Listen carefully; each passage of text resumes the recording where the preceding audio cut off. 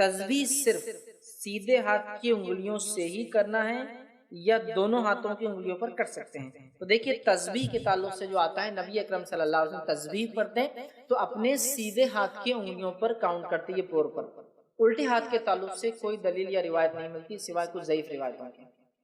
ٹھیک ہے؟ تو تسبیح آپ سیدھے ہاتھ کی انگلیوں پر کاؤنٹ کرتے نبی اکرم صلی اللہ علیہ وسلم، تو میں بھی کہوں گا کہ الٹا ہاتھ چونکہ روایت ضعیف ہے، اوائڈ کرنا بیٹر ہے، اور صرف سیدھے ہاتھ کے اوپر گنے۔ میکسیمم تسبیح آپ کی 100 ہے، 33 والی ہے نا، تو میں سمجھتا ہوں 100 والی بھی آپ 12 ہوتے آپ کی انگلیوں میں، آپ کو صرف یہاں تک گننا ہے، 9 10 11 11 کے 3 ہو گئے مطلب 33 ہو گئے، پھر 11 کے 3 ہوئے 33 کافی ہے، لیکن بہرحال لوگ الٹا یوز کرتے ہیں، اس تعلق سے ضعیف روایت ہے، لیکن کوئی صحیح روایت میں یہ آتا ہے کہ آپ صلی اللہ علیہ وسلم سیدھے ہاتھ کی انگلیوں پر تسبیح کو کاؤنٹ کیا کرتے تھے، اور ایک روایت میں فرمایا اللہ کے ذکر کرنے سے وہ حصہ چمکے گا، ٹھیک ہے؟ تو لہٰذا بہرحال اس کو آپ سیدھے ہاتھ پہ کریں، یہ زیادہ انشاءاللہ بہتر ہے۔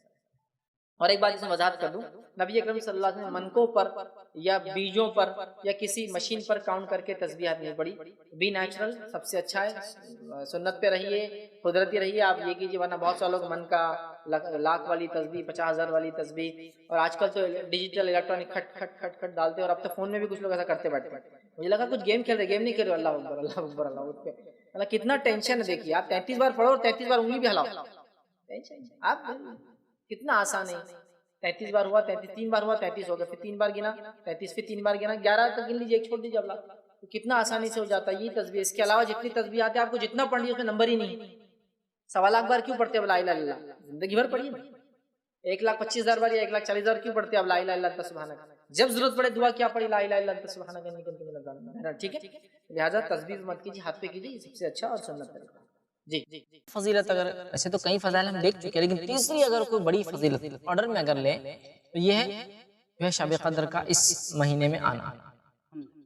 تو یہ ایک بہت بڑی فضیلت یاد رکھیے، اور اللہ رب العزت نے اس فضیلت کا اظہار اپنی کتاب میں کیا، اور پورا ایک سورہ اس کے لیے منتخب کیا جو کہ سورہ نمبر 97 ہے، سورۃ القدر، اور فرمایا کہ ہم نے اس قرآن کو لیلۃ القدر میں نازل کیا، وما ادراک ما لیلۃ القدر، کہ تمہیں کیا چیز سمجھائے لیلۃ القدر کیا ہے، لیلۃ القدر خیر من الف شہر، لیلۃ القدر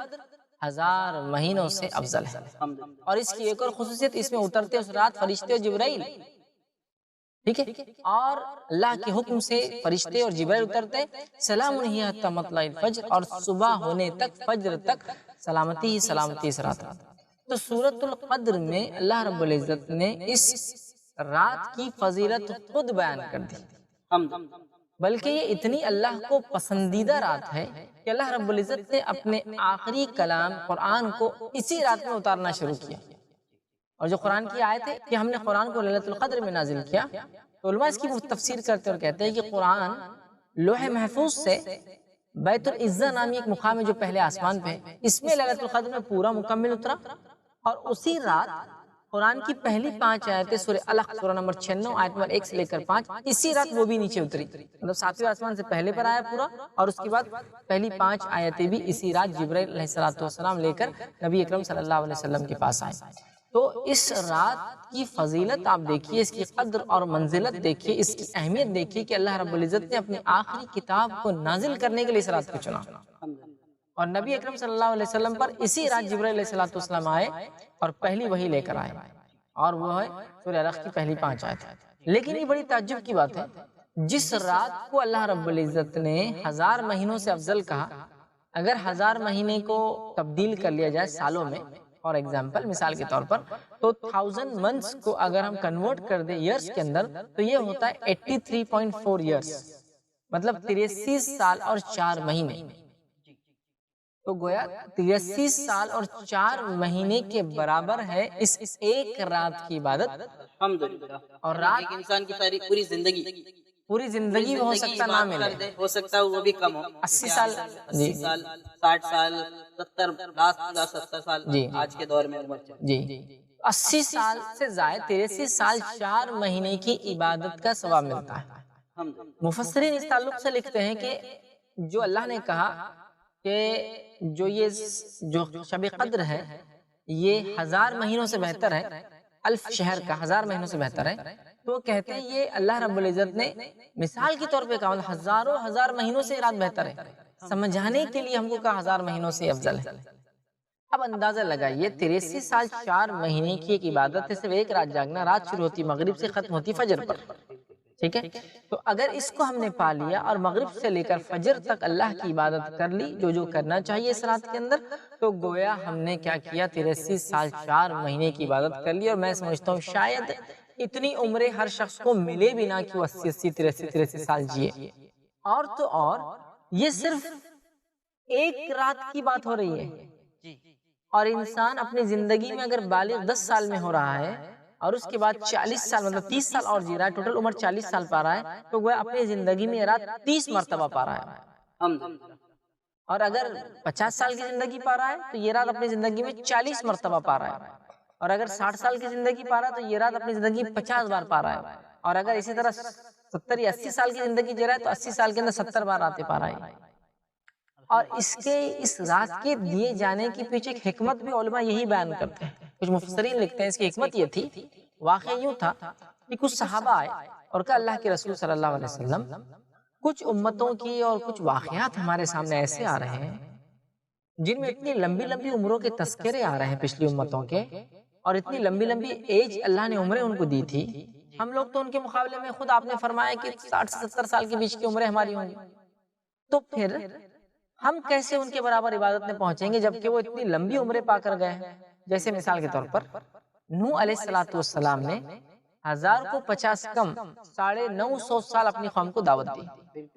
تو 950 سال تو آپ کی زندگی ہوئی ہی کسی بھی حال میں، اس کے علاوہ اور کتنی تھی؟ تو یہ وہ پیریڈ ہے جس میں آپ نے دعوت دی اپنی قوم کو۔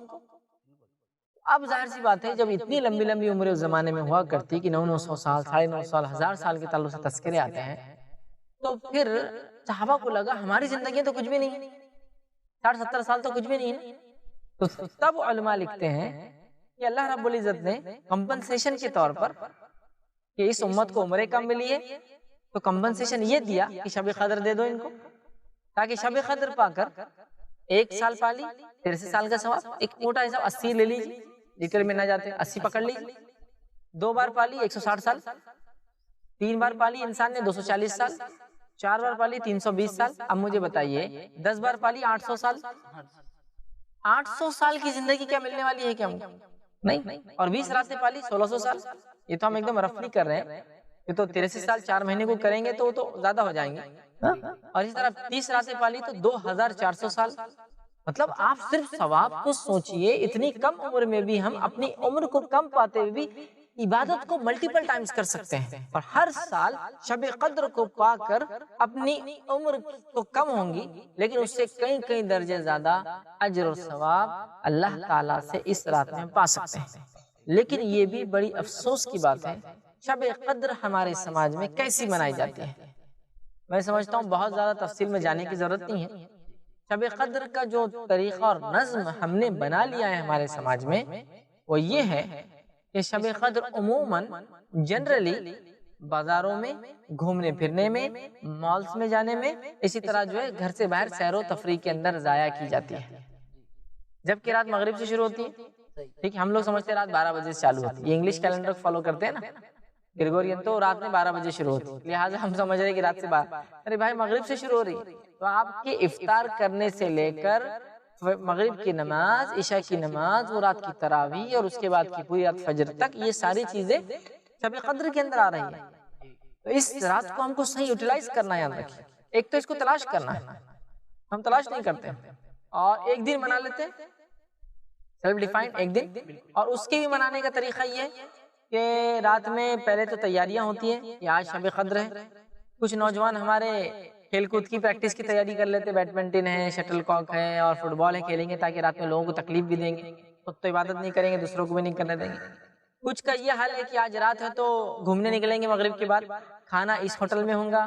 کباب اس ہوٹل میں کھائیں گے، حلیم یہاں کھائیں گے، حریص وہاں کھائیں گے، روٹ اور بسکٹ وہاں اچھے ملتے ہیں، یہاں تندوری اچھی ملتی ہے۔ مطلب مغرب کے بعد نماز کے بعد کھانے پینے کے سیشن شروع ہوتے ہیں اور عشاء تک جا کے تھوڑے بہت ختم ہوتے ہیں، پھر عشاء کی نماز تراویح پڑھ لی، عشاء کے بعد تراویح کا پھر بھوک ہماری بڑھ جاتی ہے، پھر لگے گھومنے پھرنے، 12-1 بجے تک کھانا پینا کیا اور گھر پر واپس آئے یا پھر تھوڑا مسجد میں پہنچ گئے، کچھ 2-4 رکعت نماز ہو گئی تو ہو گئی، کچھ تھوڑی بہت بات چیت ہو گئی، پھر دوستوں کے ساتھ مٹر گشتی ہو گئی، اور اس کے بعد پھر سحر کے لیے ہوٹلوں میں چونکہ رش ہوتا ہے نمبر لگانے میں 2-3 گھنٹے ضائع ہوتے ہیں۔ جاتے ہیں کہ بھائی آج شب قدر تھی، سحر تو باہر ہوٹل میں ہونا ضروری ہے، لہٰذا نمبر لگا کے کھڑے رہو، 2-3 گھنٹے وہاں لگائے، سحر کر کے گھر آئے، فجر کی نماز پڑھی اور سو گئے، اور یہ سوچے ماشاءاللہ اب شب قدر کا ثواب کو پورا مل گیا۔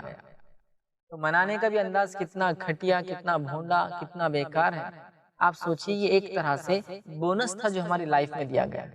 کہ اپنی کم عمر کو بھی مسلمانوں بونس لو، آخری امت ہونے کے بعد بھی تم یہ افسوس نہ کھاؤ کہ تمہاری عمریں کم ہے، بونس لے لو، 80 سال کا ثواب، 83 سال ایک رات میں لیتے جاؤ۔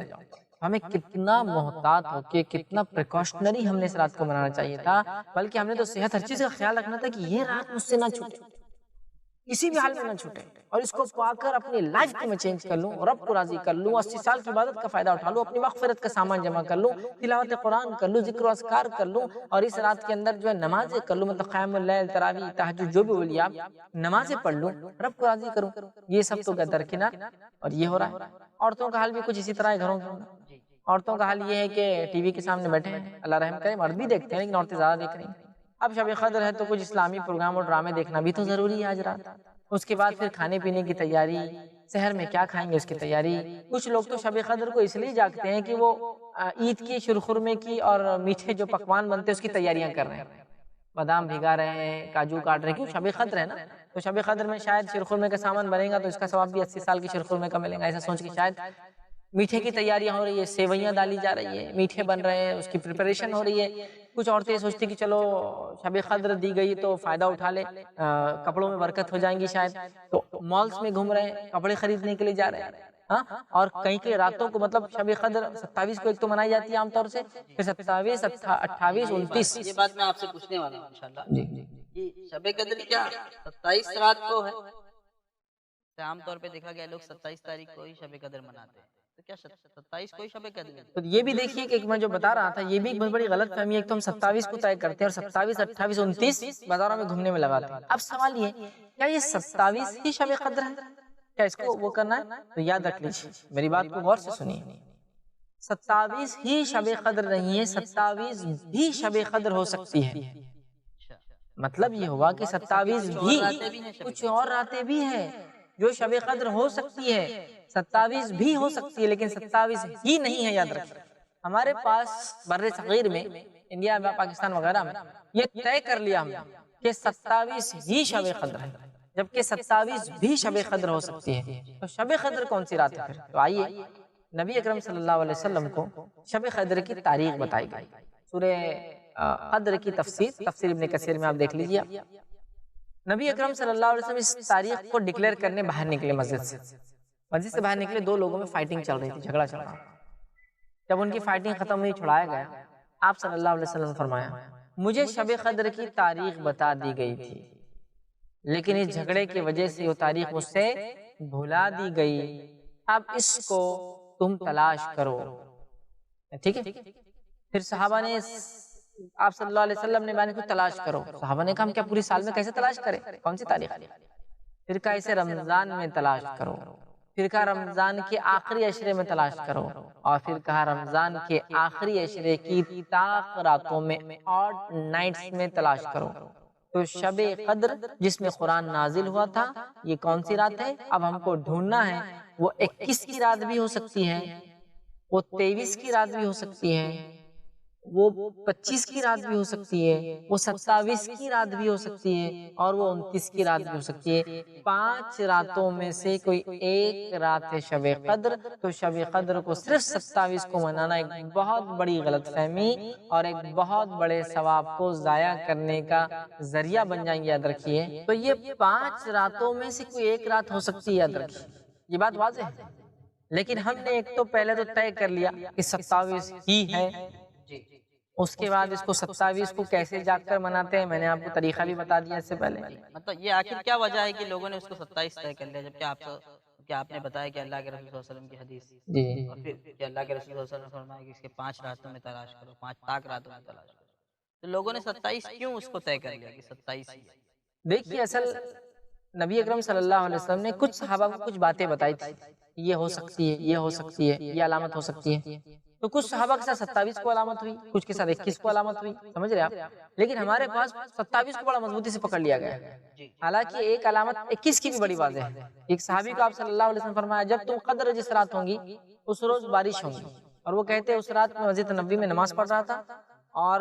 چونکہ مسجد نبی کھجور کے پتے ڈالے ہوئے تھے، پانی ٹپکا، اور جہاں میں سجدہ کر رہا تھا وہاں نمی آ گیا، مطلب گیلا پن آ گیا۔ تو 21 کی رات بھی ہو سکتی، 25 بھی ہو سکتی، 23 بھی ہو سکتی، 27 بھی، 29 بھی، لیکن ہمارے پاس نہ جانے کیوں 27 کو بڑا مضبوطی سے پکڑ لیا گیا ہے اور ڈکلیئر کر دیا گیا ہے شب قدر، مطلب نون۔ یہاں صحابہ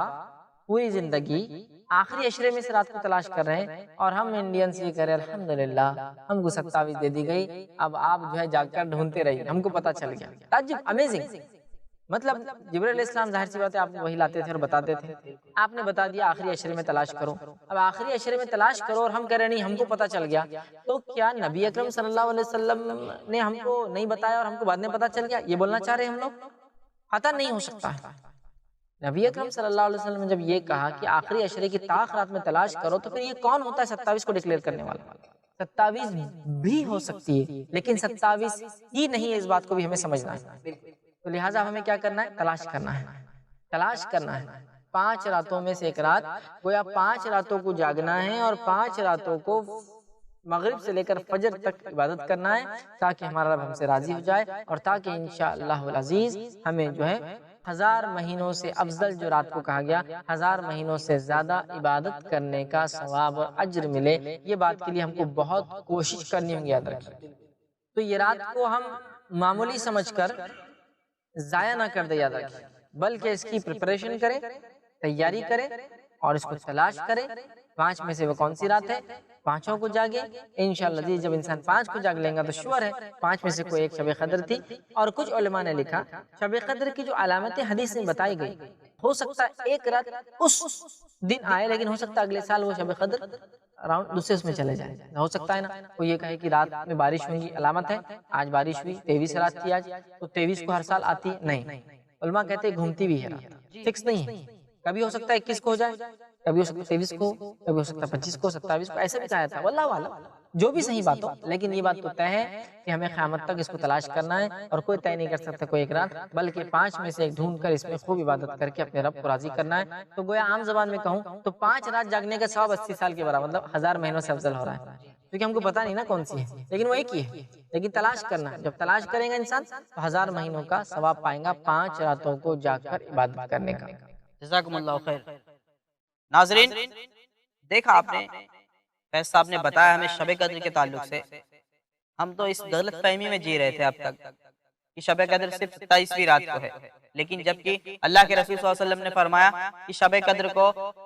آخری عشرے میں تلاش کرو، رمضان کے آخری عشرے میں تلاش کرو، اور آخری عشرے میں 5 طاق راتوں میں تلاش کرو۔ اور ایک اور بہت ہی اہم بات بتائی فیض صاحب نے کہ شب قدر کی رات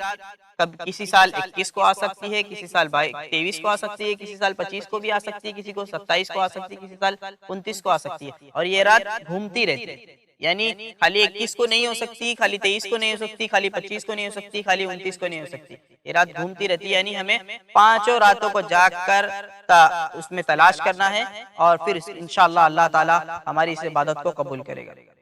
ناظرین، جیسا کہ آج ہمارے معاشرے میں شب قدر منائی جاتی ہے، یہ اس کا بالکل بھی صحیح طریقہ نہیں ہے۔ شب قدر کا مطلب ہے کہ آپ اس رات میں اللہ تعالیٰ کی پرتہ دل سے عبادت کریں، اور شب قدر کی رات سٹارٹ ہوتی ہے آپ کی افطار سے آپ کی سحری تک۔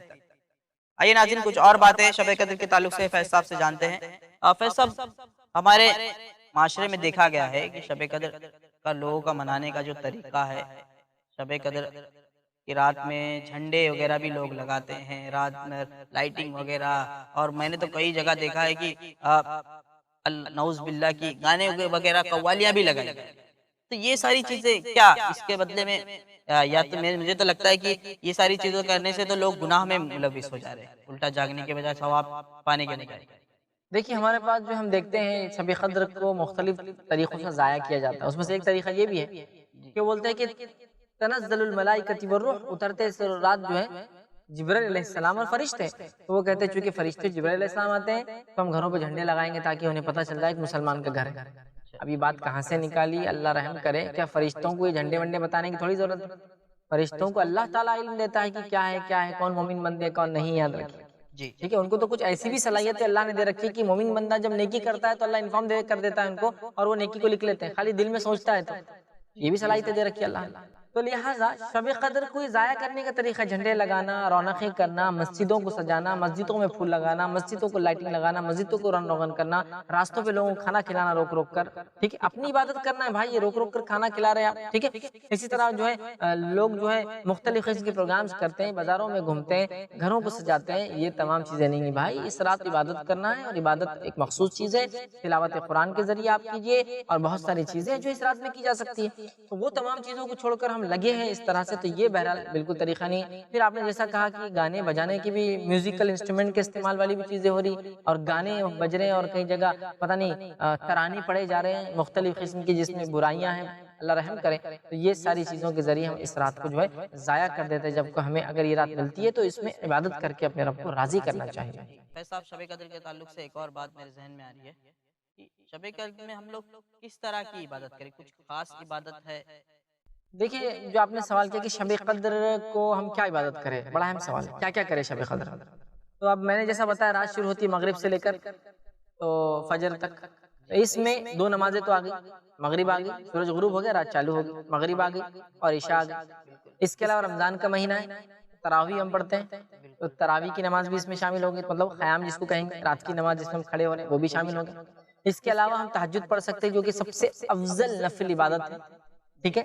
عبادتوں کے اندر تو تہجد ہم پڑھ سکتے ہیں۔ اس رات کے اندر ہم ایک حصہ تلاوت قرآن کر سکتے ہیں، مطلب ایک حصہ فجر۔ اچھا یہاں پہ رک کے میں ایک بات پوچھنا چاہوں گا، ابھی آپ نے بتایا کہ تہجد بھی پڑھ سکتے ہیں، تو کیا تراویح بھی پڑھنا ہے اور پھر اس کے بعد تہجد بھی پڑھنا ہے؟ دیکھیے تراویح اور تہجد قیام اللیل یہ ایک ہی نماز ہے جس کے وقت تبدیل ہونے سے نام بدلتے ہیں۔ اگر عشاء کے بعد پڑھ لی جائے تو تراویح، رات کے کسی حصے میں پڑھی جائے قیام اللیل، اور آخر وقت میں پڑھی جائے تو تہجد کہا جاتا ہے رات کے، ٹھیک ہے۔ تو لہٰذا آپ کچھ بھی کیجیے، مطلب مثال کے طور پر آپ مسجد میں اگر پڑھ رہے ہیں امام صاحب کے ساتھ، تو آپ وہاں اگر پڑھنا چاہ رہے ہیں وہ ہوگی، اس کے بعد نفل پڑھیے پھر رات میں، سمجھ رہے ہیں آپ نفل پڑھیے قیام اللیل، کتنی بھی رکعتیں ہو سکتی کوئی مسئلہ نہیں، سنت تو 8 ہے، اس سے زیادہ آپ جو نفل کرنا چاہیں، چونکہ شب قدر کی رات ہے، آپ اللہ کو راضی کرنا چاہتے ہیں، اور اس سے اچھا کیا ہو کہ ہم نماز کی حالت میں اپنے رب کے سامنے، تو لہٰذا نمازیں ہیں، فرائض 2 فرض نمازیں آ رہی ہے اس کے اندر، اس کے علاوہ تراویح ہے یا قیام اللیل بولیے یا تہجد کی نماز ہمیں پڑھنا ہے، اس کے علاوہ ایک حصہ تلاوت قرآن کے لیے رکھیے، اس کے علاوہ ایک حصہ دعاؤں کے لیے رکھیے، اس کے علاوہ ایک حصہ ذکر و اذکار کے لیے رکھیے، اپنی مغفرت کی دعائیں کیجیے، اپنے حالات کے لیے دعائیں کیجیے، ایک زرین موقع ہے دعاؤں کا، یاد رکھیے مغفرت طلب کرنے کا دعاؤں کی شکل میں، یہ تمام کام ذکر و اذکار، دعائیں، تلاوت قرآن، رات میں نماز، یہ ساری چیزیں انشاءاللہ ہم کر سکتے ہیں۔ یہ اچھا اس میں کوئی درس کی محفل بھی لگائی جا سکتی ہے، جیسے جو دروس کسی علماء کو بلا کر ایک کچھ درس و تدریس کا سیکشن بنایا جائے، تو اس میں ایک آدھا گھنٹہ بیٹھ کے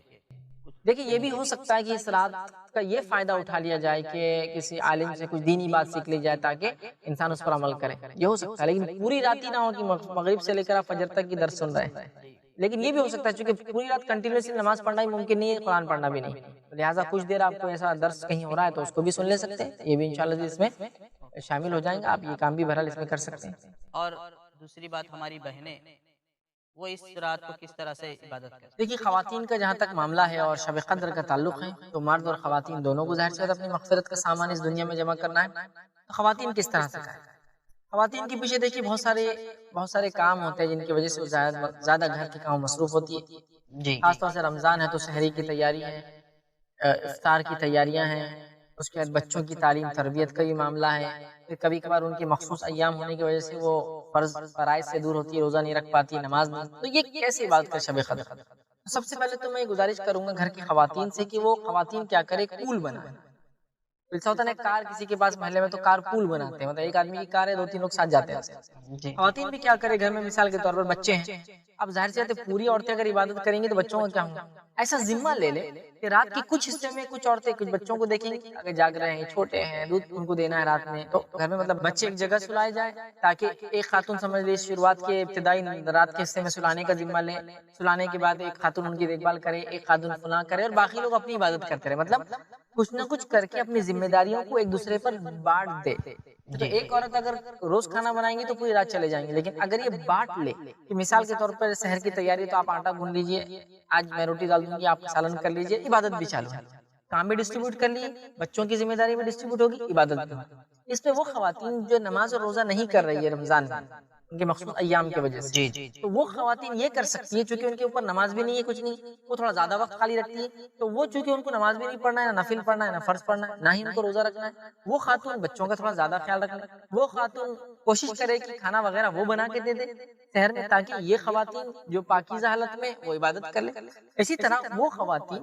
جو اپنے مخصوص ایام میں ہیں، وہ روزہ نہیں رکھ رہی، نماز نہیں پڑھ رہی ہے، لیکن وہ ذکر اذکار کر سکتی ہے، یاد رکھیں. بالکل ان کو نماز سے منع کیا گیا، روزے سے، لیکن ذکر و اذکار سے نہیں. یاد رکھیں ذکر و اذکار وہ اس حالت میں بھی کر سکتی ہے، اللہ کو راضی کر سکتی ہے، دعائیں کر سکتی ہے، مغفرت کی دعائیں کر سکتی ہے، استغفار کر سکتی ہے، توبہ کر سکتی ہے اللہ تعالیٰ سے، ٹھیک ہے، اور اللہ سے دعائیں مانگ سکتی ہے گڑ گڑا کر. یہ ساری چیزیں تو ہو سکتی ہیں. لہٰذا وہ خواتین بھی اس رات کا فائدہ اٹھائیں جو روزے اور نماز نہیں کر رہی، وہ خواتین بھی اٹھائیں جو بچے والی ہیں، وہ خواتین بھی فائدہ اٹھائیں جن کو رات میں ذمہ داریاں کھانا وغیرہ پکانا ہے. لیکن اگر یہ ایک دوسرے پہ ذمہ داریاں بانٹ لے، سب مل کے تھوڑا تھوڑا کام کرے، تو انشاءاللہ عزیز ہماری عورتیں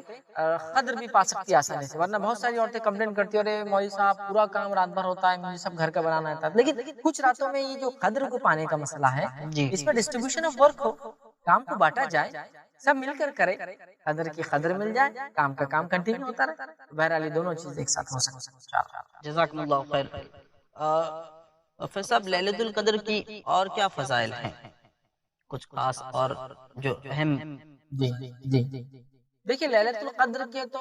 جو فضائل آتے ہیں ان میں سے ایک فضیلت یہ بھی ہے، میں آپ کے سامنے جو حدیث رکھتا ہوں، نبی اکرم صلی اللہ علیہ وسلم کی ایک روایت ہے، آپ نے فرمایا اور کہا، یہ متفق علیہ صحیح بخاری و صحیح مسلم کی حدیث ہے، آپ نے فرمایا، ابو ہریرہ رضی اللہ عنہ حدیث کے راوی وہ کہتے ہیں، رسول اکرم صلی اللہ علیہ وسلم نے فرمایا، جس نے لیلۃ القدر میں ایمان کے ساتھ ثواب کی نیت سے قیام کیا. بالکل دو باتیں آئی، جس نے لیلۃ القدر میں ایمان کے ساتھ ثواب کی نیت سے قیام کیا، مطلب لیلۃ القدر میں نماز پڑھنا، نفل رات کی نماز پڑھنے کی کیا فضیلت ہے.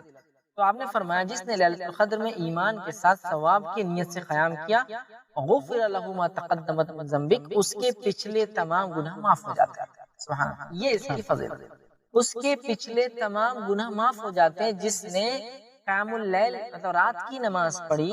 شب قدر میں، اس کے پچھلے سارے گناہ معاف ہو جاتے ہیں. تو یہ کتنی بڑی فضیلت ہے کہ جو شب قدر کو پا کر اس میں رات میں قیام کرے، نماز پڑھے، اس کے پچھلے گناہ معاف ہو جاتے ہیں. تو اس سے پتہ چلا کہ شب قدر میں قیام کرنا یہ خاص عبادت ہے، جس کا نتیجہ یہ ہے کہ اگر قدر پا لی، قیام کر لیا، رات کی نماز پڑھ لی، تو اللہ رب العزت پچھلے سارے گناہوں کو معاف کر دیتا ہے. میں سمجھتا ہوں کتنی بڑی بات ہے، ایک تو 1000 مہینوں کی عبادت کا ثواب، پھر پچھلے سارے گناہ کی معافی کا ثواب. اس سے بڑا، اس سے گولڈن، اس سے اچھا آفر میں سمجھتا ہوں ہو ہی نہیں سکتا. پچھلے معاف کرا لو اور آنے والے 1000 مہینوں کا ثواب بھی پا لو. الحمدللہ، بالکل. تو شب قدر کو پانا ہے، خاص طور سے نماز پڑھنا ہے، قیام کرنا ہے، تو پچھلے سارے گناہ معاف ہوتے ہیں. لیکن کنڈیشن شب قدر ہو، ایمان کے ساتھ ہو، اور اس نیت سے انسان جو ہے خالص نیت کے ساتھ، کیا فرمایا، ثواب کی نیت سے قیام کرے. آپ نے بتایا پچھلے گناہ معاف ہو جاتے، تو پچھلے گناہ معاف ہونے سے مراد کیا ہے؟ کیا سارے گناہ معاف ہو جاتے ہیں یا صغیرہ گناہ معاف ہوتے ہیں، کبیرہ گناہ باقی رہتے ہیں؟ دیکھیے کبیرہ گناہ تو بغیر توبہ کے معافی نہیں ہوتے ہیں، یہ صغائر ہے، صغیرہ ہی ہوتے ہیں. جیسا کہ ایک وضو سے دوسرے وضو کے بیچ میں وضو گناہ ختم کر دیتا ہے، ایک نماز سے دوسری نماز کے بیچ کے گناہ ختم ہو جاتے ہیں. 9 ذی الحجہ کا روزہ رکھے، اس کے جو ہے 2 سال کے گناہ معاف ہو جاتے ہیں. جو محرم کے 2 روزے رکھے، 9 10 یا 10 11 کا، اس کے 1 سال کے گناہ معاف ہوتے ہیں. یہ تمام باتیں جو آتی ہیں یہ صغائر کے تعلق سے ہوتی ہے. بس صغیرہ گناہ، چھوٹے گناہ، لیکن کبائر جو ہوتے ہیں بغیر توبہ کے معاف نہیں ہوتے. لہٰذا اس سے مراد صغیرہ گناہ، تو پچھلے سارے صغائر ہمارے ختم ہو سکتے ہیں اس عمل کی وجہ سے. اللہ عالم سوا، علماء کے اس میں اور بھی اقوال ہے، لیکن جو صحیح وہ یہی بات ہے کہ پچھلے سارے چھوٹے گناہ انشاءاللہ ہمارے اس میں معاف ہو جائیں گے. جزاکم اللہ خیر. فیصل صاحب، لیلۃ القدر میں کیا کوئی ایسی کوئی خاص دعا اللہ کے رسول صلی اللہ علیہ وسلم نے ہمیں بتائی ہے جو ہمیں پڑھنی چاہیے؟ شب قدر میں دعا کے تعلق سے ایک روایت اس طرح سے آتی ہے، یہ جامع ترمذی کی روایت ہے. ماں عائشہ رضی اللہ عنہا فرماتی اور کہتی ہے کہ نبی اکرم صلی اللہ علیہ وسلم سے انہوں نے سوال کیا کہ اگر میں شب قدر پا لوں تو کون سی دعا پڑھو؟ تو نبی اکرم صلی اللہ علیہ وسلم فرمایا اور کہا کہ تم یہ کہو، اور دعا کے الفاظ یہ، اللہم انکا عفو، یا اللہ تو معاف کرنے والا ہے، اللہم انکا عفو تحب العفو فاعف عنی، اے اللہ تو معافی کو پسند کرنے والا ہے، معاف کرنے والا ہے، اور معافی کو پسند کرتا ہے، اور میرے گناہوں کو تو معاف کرتا ہے۔ یہ دعا سکھائی، اللہم انکا عفو تحب العفو فاعف عنی، اے اللہ تو معاف کرنے والا ہے، معافی کو پسند کرتا ہے، لہٰذا مجھے معاف کر دے۔ یہ خاص دعا نبی اکرم صلی اللہ علیہ وسلم نے سکھائی کہ اگر کوئی شخص شب قدر پائے اس دعا کو وہ ضرور بھی ضرور پڑھے تاکہ ہمارے گناہ معاف ہو جائے۔ جی جزاکم اللہ خیر۔ اس دعا سے تو، اس دعا کے الفاظ سے تو ایسا لگتا ہے کہ یہ سب سے بڑی مغفرت والی رات ہے۔ اس کے الفاظ میں ہر لفظ میں معافی کا ہی لفظ ہے، یا اللہ تو معاف کرنے والا ہے، معاف کرنے معافی والا کو پسند کرتا ہے، لہٰذا مجھے معاف کر دے۔ ظاہر سی بات ہے یہ رات اپنی مغفرت کی بھی ہم بنا سکتے ہیں، اور یہ دعا ہم کر رہے ہیں، یہ دعا خود بتا رہی ہے کہ اس رات میں ہم اللہ سے دعا کر کے مغفرت بھی طلب کر سکتے ہیں۔ بالکل، جزاکم اللہ خیر۔ عورتوں کے تعلق سے آپ نے بتایا کہ وہ کس طرح اس رات کی عبادت کریں، کس طرح اپنے کام کو ڈیوائیڈ کر لیں، پھر وہ عبادت میں مشغول رہیں۔ مردوں کے ساتھ بھی کچھ اس طرح کا مسئلہ پیش آتا ہے، اس رات کو لوگ چاہتے تو ہیں جاگنا پر لیکن مجبوری کی وجہ سے نہیں جاگ پاتے۔ جیسے کچھ لوگ ہیں نوکری پیشہ، اب انہیں روز دوسرے دن صبح 7 بجے کی ڈیوٹی کرنی ہے یا 9 بجے کی ڈیوٹی کرنی ہے، تو وہ رات میں جاگیں گے تو ظاہر سی بات ہے کہ ڈیوٹی پہ نہیں جا پائیں گے۔ تو ایسے لوگوں کے لیے کس طرح جاگے وہ رات، یا ان کے وہ ایک رات جاگ لیے تو کافی پڑے گا یا 5 رات جاگنی پڑے گی؟ دیکھیے جہاں تک مسئلہ یہ ہے کہ وہ لوگ جو نوکری پیشہ ہے، ڈیوٹیز ہیں، جابس ہیں، وہ کیا کریں؟ تو اس پہ 2-3 سلوشن ہو سکتے ہیں۔ پہلا یہ کہ جو لوگ جاب اورینٹڈ لوگ ہیں، جاب کرتے ہیں، کام کرتے ہیں کسی کے پاس، وہ کوشش یہ کرے کہ اپنا روٹین چینج کر دیں۔ فار ایگزامپل وہ رات میں سوتے ہیں، صبح جاب کو جاتے ہیں، ٹھیک ہے، کوشش یہ کرے کہ رات میں جتنا ہو سکتے جاگے، تھوڑا کم سوئے، صبح اٹھ کے جاب کر کے آئے، اور جاب کے بعد پھر اپنی نیند کو پوری کر لیں۔ ایک طریقہ یہ ہو سکتا ہے۔ ایک پوری رات جاگ کر تو کوئی جاب نہیں کر سکتے، یہ بات اپنی جگہ طے ہے، لیکن اگر روٹین ہی پورا چینج کر دیا جائے تو یہ ہو سکتا ہے۔ مطلب ایک انسان ظہر کے بعد سے یا سویا سر تک اثر پڑے، پھر اس کے بعد سویا مغرب، پھر اس کے بعد پھر جاگے، پھر رات بھر عبادت کرے، پھر صبح ڈیوٹی کرے، چینج۔ دوسرا یہ ہو سکتا ہے جن لوگوں کو سہولت ہے، میں کہتا ہوں چھٹی لے لیجیے 5۔ لوگ پتہ نہیں بیماریوں کے بہانہ کر کے جھوٹی چھٹیاں لیتے ہیں، یہ تو موقع ہے چھٹی لینے کا۔ آپ اپنے باس کو کہہ دیں کہ باس میں ہر سال رمضان کے آخری عشرے میں 5 چھٹیاں لوں گا۔ میری جو ایئرلی جو ہوتی ہے، کچھ لوگوں کی ایئرلی لیوز ہوتی ہے جو لیپس ہو جاتی ہے، مطلب ہر مہینے 2 چھٹیاں ہوتی ہے، ایک ہوتی ہے نہیں یہ تو وہ سال بھر جمع ہو جاتی ہے، پھر ختم ہو جاتی ہے۔ رمضان میں لے مجھے 5 چھٹیاں بھائی مجھے لینا ہے، اس لیے کہ مجھے شب قدر کو ضائع نہیں کرنا ہے، اور چھٹی میں لے سکتا ہوں، مجھے سہولت، یہ کام کریں۔ کچھ لوگ ایڈجسٹمنٹس کریں، مطلب کچھ نہ کچھ ایسا ایڈجسٹمنٹ کرے کہ رات بھی جاگ لے، دن میں کام بھی ہو جائے۔ لیکن ایسا کوئی شخص ہے جو رات بھر، اس کو اب سوال ہی نہیں آتا کہ وہ رات میں جاگے اور دن میں کام بھی کرے، ممکن نہیں ہے۔ تو ایسے لوگوں کے لیے بھی کچھ باتیں ہیں، میں آپ کے سامنے رکھتا ہوں، کچھ حدیثیں آپ کے سامنے رکھتا ہوں کہ ایسے لوگ کس چیز کا فائدہ اٹھا سکتے ہیں۔ جی، اور دیکھیے جاگنا تو چاہیے رمضان میں آخری عشرے میں، لیکن یہ بیچارے شب قدر میں جاگ کر نہیں پا سکتے ہیں، اس رات میں ثواب حاصل نہیں کر پا رہے، تو ایسے لوگوں کے لیے آئیے ایک روایت ہے جو جامع ترمذی کی حدیث ہے، اور ابو ذر غفاری رضی اللہ عنہ اس کے راوی وہ کہتے ہیں کہ رسول اکرم صلی اللہ علیہ وسلم نے فرمایا اور کہا، جس نے رمضان میں امام کے واپس ہونے تک امام کے ساتھ قیام کیا، مطلب امام نے جتنی دیر نماز پڑھی اتنی دیر نماز پڑھی، اس نے بھی امام کے ساتھ قیام کیا، یعنی نماز تراویح وغیرہ باجماعت پڑھی جب تک وہ نماز پڑھ رہا تھا، اس کے لیے ساری رات قیام کا ثواب لکھا جاتا ہے۔ الحمدللہ۔ اب کوئی انسان مجبور ہے، جاب کے بغیر کام ہو نہیں سکتا، چھٹی مل نہیں سکتی، سہولت نہیں ہے، کیا کرے؟ رات میں امام کے ساتھ مکمل قیام کرے، پھر سو جائے۔ انشاءاللہ فجر میں اٹھیں گا، فجر میں اٹھنا ضروری ہے ورنہ نہیں ملیں گا پھر ثواب۔ فجر میں اٹھ جائیں گا تو انشاءاللہ اس کو رات بھر عبادت کا ثواب ملے گا، لیکن یقیناً اتنا نہیں ملے گا جتنا جو پوری رات جاگ رہا ہے اور قیام بھی کر رہا ہے اس کو ہوگا۔ تو لوگ رات میں قیام بھی کرے، رات میں جاگ رہے، ان کو تو زیادہ ہی ہوگا، لیکن دل چھوٹا نہ کرے ایسے لوگ جو ممکن نہیں ہے، سب کوئی بیمار ہے، گھر میں نہیں جا سکتا رات بھر، صبح جانا ہے، ہاسپٹل میں رہنا ہے ان کے ساتھ، تو رات میں قیام کر لے پھر سو جائے، انشاءاللہ اس کو پوری رات اجر ملے گا۔ اسی طرح ایک اور روایت صحیح مسلم کی روایت ہے، عثمان بن عفان رضی اللہ عنہ فرماتے اور کہتے ہیں کہ رسول اللہ صلی اللہ علیہ وسلم کو انہوں نے فرماتے ہوئے سنا، جس نے عشاء کی نماز با جماعت ادا کی گویا اس نے نصف رات قیام کیا، اور جس نے عشاء با جماعت ادا کرنے کے بعد صبح کی نماز مطلب فجر کو با جماعت پڑھ لیا، گویا اس نے ساری رات قیام کیا۔ تو یہاں یہ پتا چلا کہ جو عشاء پڑھ لے، ٹھیک ہے، سو جائے اور پھر فجر پڑھ لے تو پوری رات قیام کرنے کا اجر مل جاتا ہے۔ لہٰذا شب قدر کے لیے بھی تو یہ لاگو ہے، لیکن ہاں جو رات میں جاگ کر عبادت کرے اس کو تو اسپیشل پریویلیج، اسپیشل ثواب ہے، لیکن جو لوگ مجبور ہیں وہ دل چھوٹا نہ کرے، رات میں عشاء پڑھے، قیام کرے، صبح فجر پڑھے، انشاءاللہ عزیز انہیں بھی جو ہے رات بھر جاگنے کا ثواب ملیں گا۔ اور پھر اللہ تعالیٰ تو نیتوں کو دیکھتا ہے، جس کی نیت خالص تھی کہ وہ اللہ کے لیے عبادت کرے لیکن نہیں کر پایا، تو بھی اللہ رب العزت انشاءاللہ عزیز اس کے فضل جود اور کرم سے اس کو بھی اجر شب قدر کا دے سکتا ہے۔ جزاکم اللہ خیر۔ آپ نے بتایا کہ جب تک امام قیام کرے، جب تک رات میں جب تک امام قیام کرتا ہے تب تک قیام کرے، پھر اس کے بعد سو جائے، پھر فجر کی نماز با جماعت پڑھے تو انشاءاللہ اس کو پوری رات عبادت کرنے کا ثواب ملے گا۔ تو عام طور پہ دیکھا گیا کہ شب قدر میں تراویح کی نماز تو عشاء کی نماز کے بعد ہو جاتی ہے، بٹ لیکن وتر کی نماز ہے جو آخری پہر میں پڑھی جاتی ہے، وہ بھی جماعت کے ساتھ۔ تو اب ایسا شخص وتر کی نماز تک کا انتظار کرے یا تراویح کی نماز پڑھ کے سو جائے؟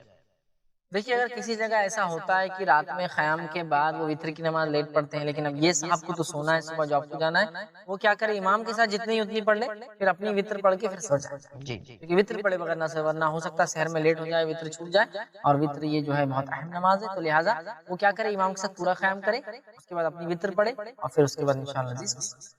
جزاکم اللہ خیر۔ آپ سب شب قدر کے تعلق سے ہم نے کئی باتیں دیکھی، یہ اتنی اہم رات ہے اور 1000 مہینوں کی عبادت سے بہتر ہے۔ اب کوئی شخص ایسا ہے جس کے سامنے یہ رات آئی، جس نے یہ رات پائی اور پھر بھی اس سے فائدہ نہیں اٹھایا، سو گیا، سستی غفلت نہیں کرنا ہے، تو ایسے شخص کے لیے کیا وعید ہے؟ دیکھیے ایسا شخص جو شب قدر کو پا کر فائدہ نہ اٹھائے وہ بد نصیب انسان ہے۔ آئیے، یہ میں نہیں کہہ رہا ہوں، نبی اکرم صلی اللہ علیہ وسلم کی ایک روایت، ایک حدیث دیکھتے ہیں، اور حدیث کے الفاظ اس طرح سے ہیں، یہ ابن ماجہ کی روایت ہے۔ انس بن مالک رضی اللہ عنہ فرماتے اور کہتے ہیں کہ رمضان آیا، رمضان آیا تو رسول اکرم صلی اللہ علیہ وسلم نے فرمایا، رمضان آتے ہی آپ نے فرمایا، یہ آخری عشرے کا انتظار نہیں ہو رہا ہے، شب قدر کی اہمیت پتہ چلا، رمضان آیا تو آپ صلی اللہ علیہ وسلم نے صحابہ سے فرمایا، یہ جو مہینہ تم پر آیا ہے اس میں ایک رات ایسی ہے جو قدر اور منزلت اہمیت کے اعتبار سے 1000 مہینوں سے افضل اور بہتر ہے۔ جو شخص اس کی سعادت حاصل کرنے سے محروم رہا وہ ہر بھلائی سے، ہر خیر سے محروم رہا۔ اور پھر فرمایا، نیز فرمایا، آگے فرمایا، لیلۃ القدر کی سعادت سے صرف بد نصیب ہی محروم رہتا ہے۔ تو جو لیلۃ القدر کی سعادت سے محروم رہا وہ تمام خیر سے محروم رہا، مطلب وہ ہر قسم کے خیر سے وہ دور ہو گیا۔ تو یہاں نبی اکرم صلی اللہ علیہ وسلم فرما رہے ہیں کہ شب قدر کو پا کر یا نہ پانے والا تمام خیر سے محروم رہتا ہے، اور شب قدر کو نہ پانے والا بد نصیب ہے، اس لیے کہ بد نصیب سے ہی یہ رات چھینی جاتی ہے۔ اللہ اکبر۔ تو بد نصیب ہے وہ شخص جس کو شب قدر تو ملے اپنی زندگی میں، لیکن وہ بد نصیب ہر سال شب قدر کو یوں ہی ضائع کرتا چلے جائے، ضائع کرتا چلے جائے، ضائع کرتا چلے جائے، اس سے فائدہ نہ اٹھا پائے۔ لہٰذا اگر اللہ نے یہ موقع مجھے اور آپ کو دیا ہے شب قدر کا، ہم شب قدر کو پکڑ لے، تھام لے، اور اس رات کو بالکل ضائع نہ ہونے دے، ایک منٹ ویسٹ نہ ہونے دے، پری پلان کرے، پہلے سے تیاری کرے، آرگنائزڈ وے میں کرے، پوری تیاری کے ساتھ، آفس، جاب، ہر چیز کو مینج کرتے ہوئے، کسی کو تکلیف بھی نہ ہو، اور میری عبادتیں بھی چلتی رہ چکے، اپنی عبادت کو دوسروں کی تکلیف کی وجہ تو ہم نہیں بنا سکتے، لہٰذا ہم سب کچھ کرے اور لیلۃ القدر کو بالکل نہ چھوڑے، اس لیے کہ وہ بد نصیب ہے وہ انسان۔ نبی اکرم صلی اللہ علیہ وسلم فرما رہے ہیں جس نے اس کو پایا خیر پا لیا، جس نے اس کو ضائع کیا تمام اچھائی خیر سے محروم رہا، اور ایک بد نصیب سے رات چھین لی جاتی ہے۔ تو بد نصیب ہے وہ شخص جس کو اتنا بڑا گولڈن آفر ملے، اور کیوں نہ ہو، کیوں نہ ہو، آپ کو اگر کوئی آفر دے کہ ایک دن کام کرو، ایک رات کام کرو اور 80 سال کی تنخواہ لے جاؤ، تو آپ اگر پھر بھی کام نہ کریں تو اس سے بڑا بیوقوف کون ہو سکتا ہے؟ 80 ایئرس کی سیلری آپ کو دینے کو تیار ہو، صرف ایک دن کام کرنے پر، رات ایک دن نہیں، معاف کرنا، ایک رات، اسی تو کہا بد نصیب ہے، ایک شفٹ کا کام کرو اور 80 سال کی سیلری لے جاؤ، بیوقوفی ہے نا وہ شخص جو ایسا چھوڑ رہا ہے موقع۔ اس لیے آپ کو فرما رہے ہیں تمام خیر سے محروم رہا جس نے اس رات کو پا کر عبادت نہ کی، رب کو راضی نہ کیا، فائدہ نہ اٹھایا، اور ایک بد نصیب سے رات چھین لی جاتی ہے، مطلب تمام خیر سے محروم ایک بد نصیب انسان ہی ہو سکتا ہے۔ لہٰذا ہمیں اس رات کو پورا انتظام و نظم کر کے اس کو پانا ہے، اس میں عبادت کرنا ہے، رب کو راضی کرنا ہے، تلاوت قرآن، قیام اللیل، ذکر و اذکار، دعائیں، مغفرت کی دعائیں، یہ ساری چیزیں کر کے ہم کو ایڈجسٹ کر کے اس رات کو پا کر اس کا فائدہ اٹھانا ہی ہے، یاد رکھیے۔ حافظ صاحب بہت بہت شکریہ آپ کا، بہت ہی اہم باتوں کی طرف رہنمائی کرائی۔ دل تو چاہتا ہے کہ کچھ اور باتیں آپ سے دریافت کروں، لیکن وقت ختم ہو چکا ہے۔ انشاءاللہ اگلی نشست میں پھر آپ سے کچھ اور گفتگو کریں گے۔ ناظرین فی الحال وقت ہو چکا ہے آپ سے الوداع کہنے کا۔ فیض صاحب نے بہت ہی اہم باتوں کی طرف ہماری رہنمائی کرائی کہ جو شخص رمضان پا کر اور اس سے فائدہ نہ اٹھائے تو اس کی اتنی سخت وعید ہے کہ جبریل علیہ السلام جس کے لیے بد دعا کر رہے ہیں اور اللہ کے رسول صلی اللہ علیہ وسلم سے آمین کہلوایا جا رہا ہے۔ آپ خود سوچ سکتے ہیں کہ جبرائیل جس کے لیے بد دعا کرے اور اللہ کے رسول صلی اللہ علیہ وسلم اس پر آمین کہیں تو یہ کتنی بڑی بات ہے، اور وہ شخص کتنا بڑا بد نصیب ہے جس کو جبرائیل علیہ السلام کی بد دعا مل رہی ہے اور اللہ کے رسول صلی اللہ علیہ وسلم اس پر آمین کہہ رہے ہیں۔ تو ناظرین ہمیں اس بد نصیبی سے بچنا چاہیے اور رمضان